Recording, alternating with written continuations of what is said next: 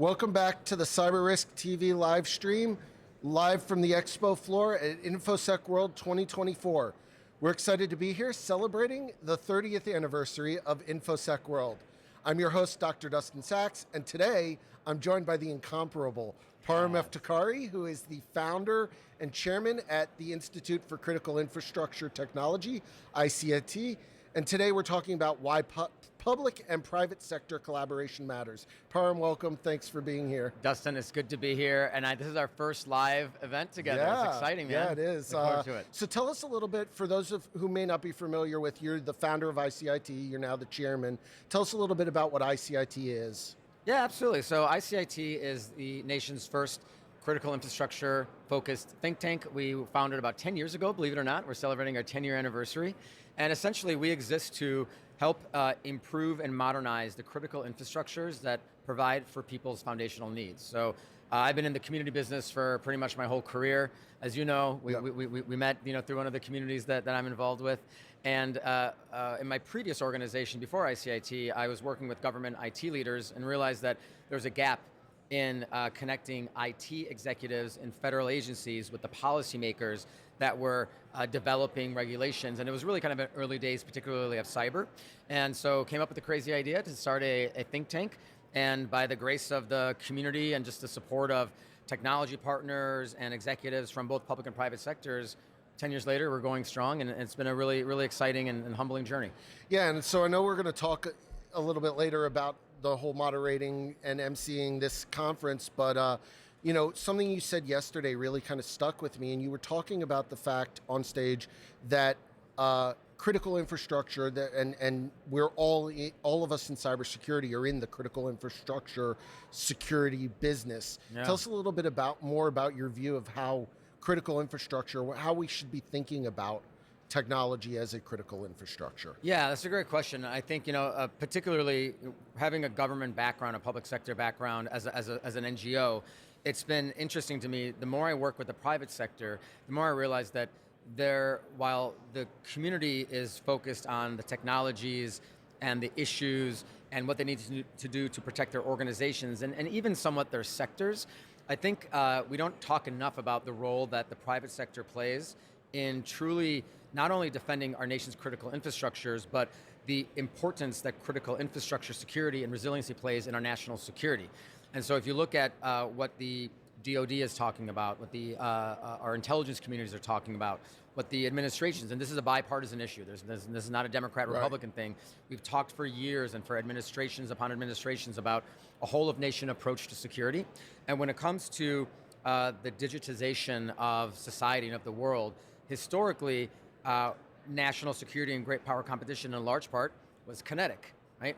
You built up your militaries with tanks and missiles and bombs and armies, and somebody shot something over, you knew who shot it, and you can shoot them back, and that's it. I'm grossly oversimplifying it, but that was the name of the game. Now with the advent of the digital age, if you will, and the fact that our critical infrastructures, vast majority, 80-90% are owned by the private sector, particularly in the USA, where we have a free and democratic society, the government can only do so much to defend the critical infrastructures that are being attacked by nation-state adversaries. It's up to the private sector. So I think when we talk about this industry and why everyone's here at InfoSec World and the pressures that we're under as cybersecurity practitioners, I should say all of you guys are under. I'm a lonely business guy, but the pressures and the stress and really the importance of what they do, I think it's important to just contextualize it. It's important for the organization they work for, yes. Is it even important for their sector? Yes, but taking a step back, every single person that's in cybersecurity is in national security. It doesn't matter if you're day one on your job or a CISO. And so I think that's just, I can't say that enough because it really just elevates the role, rightfully so, because it's a very critical part of our defense posture. Yeah, and I think you brought up something that's really interesting. It's actually something I shared with my students this past week. We were talking about cyber warfare and the fact that, unlike traditional warfare where there are clearly defined borders between countries, you don't have that with cyberspace. There is no jurisdictional border, so it becomes a lot harder to determine, well, who can do what and who can defend what. So, I know ICIT was created for this idea of building this public-private sector. Why is it so important? Obviously there's always a lot of distrust and unfortunately a lot of distrust between the public sector and the private sector, Yeah. and neither side like kind of demonizes the other. And politics aside, but Yeah. why is it so important for the public and the private sector to be working together? And what is ICIT doing to try to bridge that gap? Yeah, it's a great question. I think, first of all, I think we both said it already several times, but it bears repeating. It's really disheartening, to be quite honest, the amount of negative press and attention that's drawn to the government. Politicians are separate from civil servants. Even most political appointees are very different than politicians. And so we're not here to make any political statements. I'll look in the camera and say that. Politicians aside, the vast majority, 99.99%, right, of the government is people who are working, they have a mission, they work for an agency or department, federal, state, local, and by and large, particularly when you get to the senior executives, these folks can make significantly more, much more higher levels of income if they go to the private sector. The reason many of them stay for years and years and decades is because they truly care about this country, and it's their way of giving back and leaving a better world for their kids and their grandkids and their neighbors. So I think it's really important that we just don't forget that and don't lose sight of politics versus professionals and practitioners. I think, yeah, go ahead. No, I was going to say, I know that one of the big things that ICIT recently did was launch the Center for FCEB Resilience, Yeah. Federal Civilian Executive Branch, FCEB. Yeah. Tell us a little bit about that. Tell us what the drive behind that was and what kinds of things you've already been able to achieve. I know you guys had a huge launch event and had Yep. some really high name, well-known, Sunday morning news people on there. Tell us a little bit about that. And that's a great tie-in. It goes back to your original question of, the importance of public-private partnership. When you look at, let's talk about the Federal Civilian Executive Branch. There's 102 agencies in the federal government that are essentially responsible, and if you think about it, they're the primary interface with American citizens. We're talking about your SNAP cards. We're talking about the IRS. We're talking about U.S. Postal Service. We're talking about the National Park Service, right? I can go on and on and on. The EPA, Department of Education, Department of Commerce. And so when you think about these agencies as they stand, they're delivering so many services that we really just take for granted and don't really think about where they come from. So I think first and foremost, ensuring that those systems are modern and secure and provide services, not just what we need, but in the way in which we and consumers today, consume information and actually transact. It's important.